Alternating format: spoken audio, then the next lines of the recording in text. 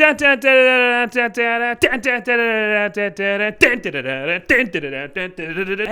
welcome back to Headlines on Geek Space. I'm Danny, the Geek Space guy. Well, there's more than one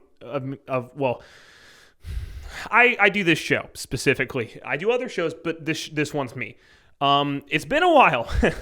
I said, with the way that things were going, the last year there was really no news. There wasn't enough news going on, so I cut it out. But now I'm back.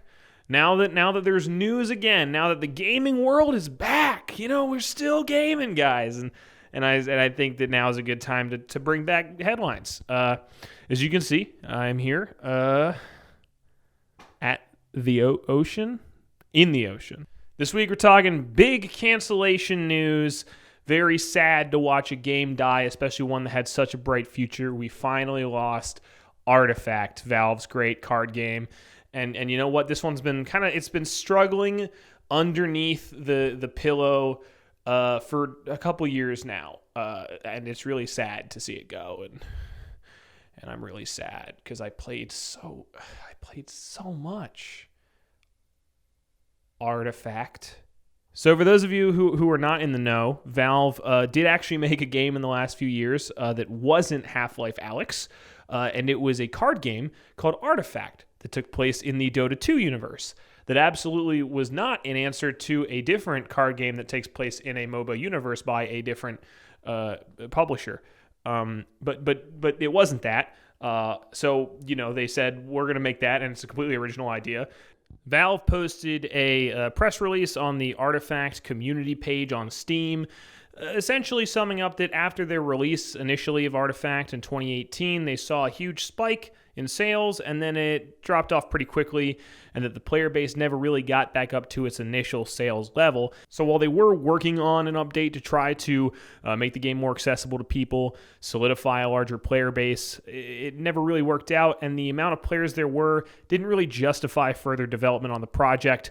So instead, they decided to axe it. The beta, Artifact 2.0, will be released as Artifact Forge, and the initial release will be called Artifact Classic, and both will be available for free to anybody with a Steam account. All the cards will be free. If you bought cards initially, they are now Collector's Edition cards. If you bought the game before it went free to play, you get bonus packs and stuff. So, sort of trying to make everybody happy all at once. I think the story is interesting for two different reasons. First, it is a cautionary tale.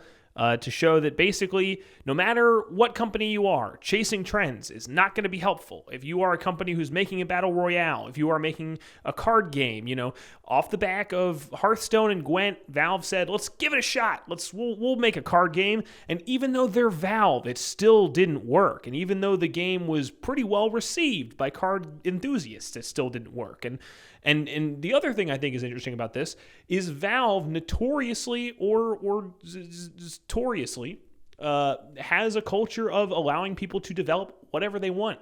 They have a bunch of rolling desks. You join a project if you think it's worthwhile. You leave the project if you don't think it's worthwhile. And it's interesting that with a company with no real supervising manager deciding what games continue development and which do not, that the team itself must have said, this kind of isn't worthwhile and we'd just like to try something else. Which is interesting because it shows that cancellations or problems within development don't arise just because of, upper management or middle management. Sometimes the teams themselves just say, wow, we think we did all we can and let's just cut it. Let's just cut it while we're ahead. I do think Valve's approach, though, of releasing everything, they said all the card final art that was in the pipeline that hadn't been released yet is now in the game. The game is free. All the cards are available to everybody. I think that actually is a pretty cool approach. A lot of companies would just say, fuck it, we're leaving it on the cutting room floor. What they have now is what they have now, and that's what they get.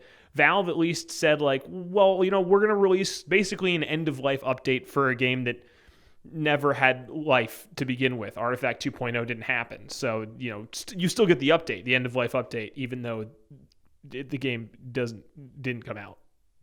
So, and this is in direct contrast to Half-Life Alyx, which is a game that, despite being on a platform that very few people can play, and despite being a game that's kind of incredibly complex and convoluted in how innovative it is, sold pretty well and garnered critical acclaim, given its unique circumstances.